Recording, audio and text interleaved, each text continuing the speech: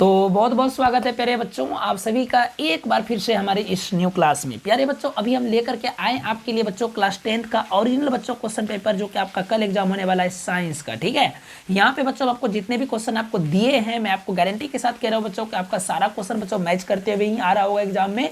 और बच्चों मैंने अभी जस्ट एग्जाम का बच्चों क्वेश्चन पेपर को मिलाया है, संस्कृत और हिंदी का बच्चों हूबहू क्वेश्चन मेरा मैच करा है। ठीक है, तो इसलिए बच्चों मैं अभी जो लेकर के आया हूँ बच्चों साइंस का क्वेश्चन, ये भी आपका श्योर रहिएगा, आपका 100% वही क्वेश्चन है जो कि आपको कल एग्जाम में आने वाला है। ठीक है, तो चलिए बच्चों लेट ना करते हम क्लास को स्टार्ट करते हैं और हम आपको दिखाते हैं बच्चों कि आपके कल के एग्जाम में क्या क्या क्वेश्चन पूछा गया है। तो चलिए वीडियो को स्टार्ट करते हैं। तो बच्चों सबसे पहला यहाँ पे अगर क्वेश्चन का अगर हम बात करें प्यारे बच्चों, पहली बात बच्चों आपको बताते हैं कि ये क्वेश्चन हमें जो मिलता है बच्चों हमको बहुत ही मुश्किल से मिलता है। ठीक है, ओरिजिनल बच्चों क्वेश्चन पेपर आपको पूरा यूट्यूब पे जल्दी कहीं आपको देखने के लिए नहीं मिलने वाला है। हम जो आपके लिए लेकर के आए हैं बच्चों ये ओरिजिनल क्वेश्चन पेपर है। ठीक है ना, तो चलिए बच्चों पहला क्वेश्चन आपको हम दिखाते हैं। तो पहला क्वेश्चन इस बार आपको पूछा है एग्जाम में कि प्रकाश के परावर्तन के कितने नियम है। क्या बच्चों यहाँ पे क्वेश्चन पूछ दिया है, बहुत ही आसान क्वेश्चन है प्यारे बच्चों। क्वेश्चन में कहा है कि प्रकाश के परावर्तन के कितने नियम है, तो ये तो बउआ को भी पता है कितना नियम है, तो 2 नियम है। अगला क्वेश्चन है बच्चों कि दाढ़ी बनाने वाले कौन सा दर्पण प्रयोग होता है, मतलब कौन सा दर्पण के लिए जो है हम कौन से दर्पण का प्रयोग करते हैं दाढ़ी बनाने के लिए। ठीक है, तो बच्चों कौन सा दर्पण का प्रयोग करते हैं, तो बच्चों अवतल दर्पण का प्रयोग करते हैं। अगला क्वेश्चन है कि समतल दर्पण की फोकस दूरी क्या होती है, तो बच्चों समतल दर्पण की फोकस दूरी जो होती है वो होती है बच्चों आपकी फोकस दूरी होती है बच्चों वो होती है आपकी 0 होती है। ठीक है, अगला क्वेश्चन देख लीजिए बच्चों का है कि अवतल दर्पण के सामने वस्तु को कहाँ रखे ताकि प्रतिबिंब जो है उल्टा, वास्तविक और समान आकार का बने। तो बच्चों जब आप फोकस में रखिएगा वस्तु को तो बच्चों आपका जो है वो उल्टा प्रतिबिंब बनेगा, वास्तविक बनेगा और वो समान आकार का बनेगा। ठीक है, अगला क्वेश्चन को देख लीजिए प्यारे बच्चों। अगला क्वेश्चन क्या है हमारा बच्चों, यहाँ पे अगला क्वेश्चन में कहा है हमसे 5 नंबर क्वेश्चन में कहा है कि उत्तल दर्पण से बना प्रतिबिंब काल्पनिक होता है। ठीक है, उत्तल दर्पण से बना प्रतिबिंब जो है वो काल्पनिक होता है और साथ में क्या होता है प्यारे बच्चों, तो बच्चों साथ में जो होता है प्यारे बच्चों आपका हो जाता है क्या, तो जाता है बच्चों उल्टा और साथ में होता है आवर्धित। ठीक है, तो ऑप्शन नंबर हो जाएगा आपका बी नंबर। 6 नंबर क्वेश्चन को देखिए बच्चों, कहा है कि लेंस की मुख्य फोकस की संख्या कितनी होती है, तो बच्चों 2 होती है। वायु में प्रकाश की चाल निर्वात की अपेक्षा क्या होती है बच्चों, तो निर्वात की अपेक्षा वायु में प्रकाश की चाल कम होती है, तो 7 का हो जाएगा ए। ठीक है प्यारे बच्चों, अगला क्वेश्चन है लेंस की एसआई क्षमता क्या होता है, तो बच्चों लेंस की एसआई क्षमता जो होता है बच्चों यहाँ पे नहीं दिया हुआ है, उसका बच्चों होता है आपका डायोप्टर, तो बच्चों हो जाएगा इनमें से कोई नहीं। ठीक है, अगला क्वेश्चन है बच्चों कि निम्नलिखित में से किस लेंस को अपसारी लेंस भी हम लोग कहते हैं, तो बच्चों अपसारी लेंस हम लोग किसे कहते हैं, तो बच्चों 9th का राइट आंसर क्या हो जाएगा, ऑप्शन नंबर हो जाएगा बच्चों आपका बी, उत्तल लेंस को कहते हैं। ठीक है, अगला क्वेश्चन है प्यारे बच्चों कि किसी माध्यम में अपवर्तनांक का मान क्या होता है, तो बच्चों साइन आई बटे साइन आर होता है, ऑप्शन नंबर हो जाएगा बी। बच्चों 11 नंबर यहाँ पे क्वेश्चन को देखिए, कहा है कि पुतली के साइज को कौन नियंत्रित करता है, तो बच्चों पुतली के साइज को जो है बच्चों वो आपका कौन बच्चों नियंत्रित करता है, तो बच्चों वो आपका करता है नेत्र लेंस। ठीक है, तो ऑप्शन नंबर हो जाएगा बच्चों 11 का सी। कहा है कि निकट दृष्टि दोष को दूर करने के लिए किस लेंस का व्यवहार होता है, तो बच्चों निकट दृष्टि दोष को दूर करने के लिए जो है आपका बच्चों यहाँ पे कौन सा लेंस का बच्चों हो जाएगा, तो बच्चों 12 का हो जाएगा बच्चों राइट आंसर हो जाएगा आपका ऑप्शन नंबर डी। ठीक है, निकट दृष्टि दोष है प्यारे बच्चों, तो ये हो जाएगा सॉरी बच्चों आपका हो जाएगा अवतल लेंस। ठीक है, अगला क्वेश्चन है प्यारे बच्चों कि प्रकाश के किस वर्ण के लिए तरंगदैर्घ्य सबसे अधिक होती है, तो बच्चों लाल रंग की तरंगदैर्घ्य सबसे अधिक होती है। निर्वात में प्रकाश की चाल क्या होती है, तो बच्चों 3 × 10⁸ मीटर प्रति सेकेंड, ऑप्शन नंबर बच्चों 14 का हो जाएगा बी। ठीक है प्यारे बच्चों, अगले क्वेश्चन को देख लीजिए प्यारे बच्चों। 15 नंबर क्वेश्चन में कहा है कि नेत्र गोलक की व्यास जो होता है वो लगभग कितना होता है, तो बच्चों 2.3 होता है, ऑप्शन नंबर हो जाएगा 15 का ए हो जाएगा। ओके, अगला क्वेश्चन बच्चों यहाँ पे देख लीजिए, कहा है कि तारे के टिमटिमाने का कारण क्या है, तो बच्चों तारे के टिमटिमाने का कारण जो होता है बच्चों वायुमंडलीय अपवर्तन होता है, तो 16 का हो जाएगा बच्चों ऑप्शन नंबर सी हो जाएगा।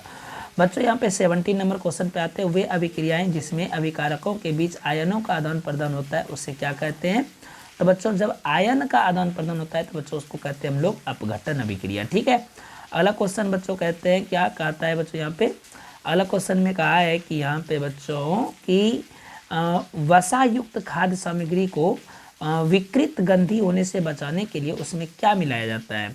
तो बच्चों इसमें क्या मिलाया जाता है प्यारे बच्चों, आप भी बता दीजिएगा। इसका राइट आंसर हो जाएगा बच्चों प्रति अपचायक। ठीक है, अगला क्वेश्चन है बच्चों कि वह पदार्थ जो अभिक्रिया के वेग को परिवर्तित कर या मतलब घटा या बढ़ा देता है वह क्या कहलाता है?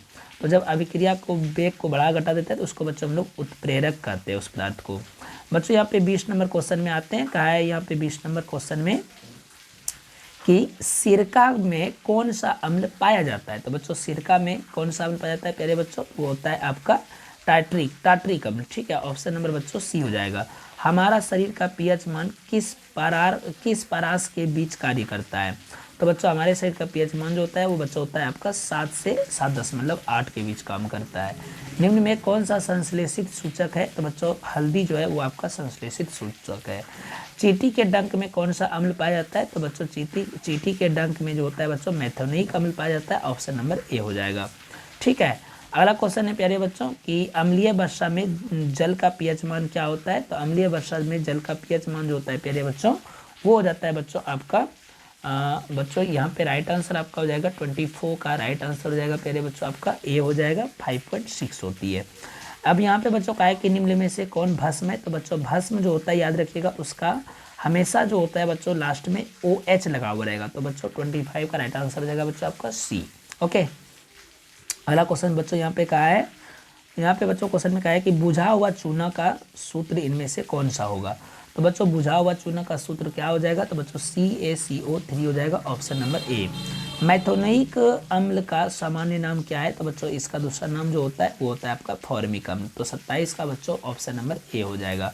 ठीक है, अगला क्वेश्चन को देख लीजिए बच्चों। यहाँ पे कहा है कि अम्ल और क्षार आपस में विक्रिया करके क्या बनाते हैं? तो बच्चों लवण और जल बनाते हैं। तो यहाँ पे बच्चों ऑप्शन में आपको लवण दिया हुआ है, तो सी नंबर इसका राइट आंसर करिएगा।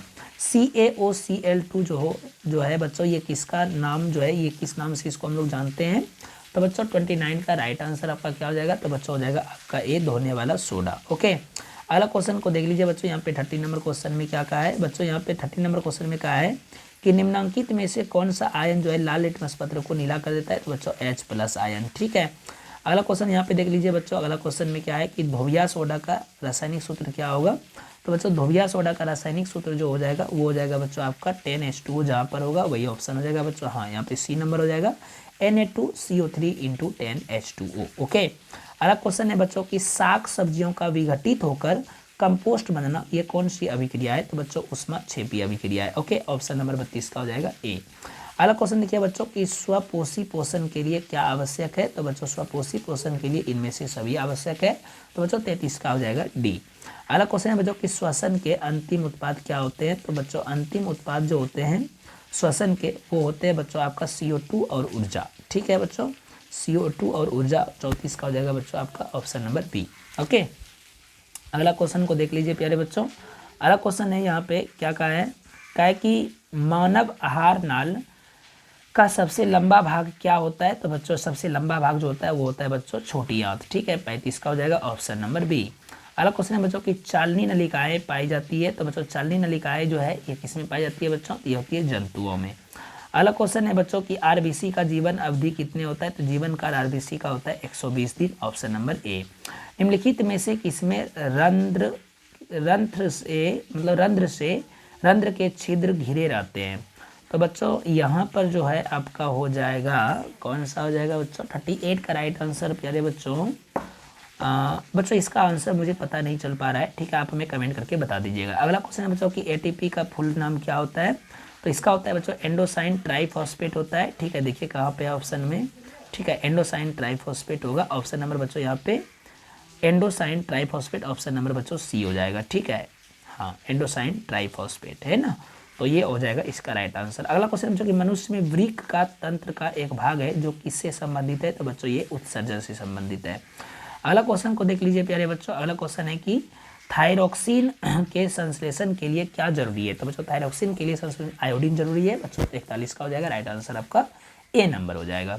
42 नंबर यहाँ पे क्वेश्चन में बच्चों कि पीत रस का स्राव कहाँ से होता है? तो बच्चों पीत रस का स्राव जो होता है वो आपका होता है यकृत से। ठीक है, अगला क्वेश्चन है बच्चों कि मनुष्य के मस्तिष्क का कौन सा भाग जो है शरीर को संस्थिति तथा संतुलन के लिए उत्तरदायी है? ठीक है, तो ये हो जाएगा बच्चों इसका राइट आंसर क्या हो जाएगा। तो बच्चों संतुलन जो बनाता है बच्चों ये आपका बनाता है बच्चों सेरिबेलम, नहीं बच्चों सेरिब्रम बनाता है, ठीक है, प्रमस्तिष्क हो जाएगा। अगला क्वेश्चन हम चलो, मानव हृदय के कितने कोष्ठक होते हैं। तो बच्चों इसके 4 कोष्ठक इसमें पाए जाते हैं, ऑप्शन नंबर बी हो जाएगा। कहा है कि 2 तंत्रिका कोशिकाओं के बीच के खाली स्थान को क्या कहते हैं। तो बच्चों इसको हम लोग कहते हैं एक्सॉन, ठीक है, ऑप्शन नंबर हो जाएगा आपका सी। पायरुवेट के विखंडन से यह कार्बन डाइऑक्साइड जल तथा ऊर्जा देता है और यह क्रिया क्या कहलाती है। तो बच्चों यह क्रिया कहलाती है आपका बच्चों हरित लवक। ओके, अगला क्वेश्चन को देख लीजिए प्यारे बच्चों। अब यहाँ पे बच्चों आपका क्वेश्चन खत्म हो गया। 46 बच्चों हम आपको ऑब्जेक्टिव अभी यहाँ पे करा दिए हैं। बच्चों हम आपसे मिलते हैं अब इस क्वेश्चन के सब्जेक्टिव क्वेश्चन को लेकर के। तब तक बच्चों आप हमारे चैनल पर बने रहिएगा। तो मिलते हैं फिर से एक न्यू क्लास के साथ में। तब तक के लिए bye bye, take care, see you.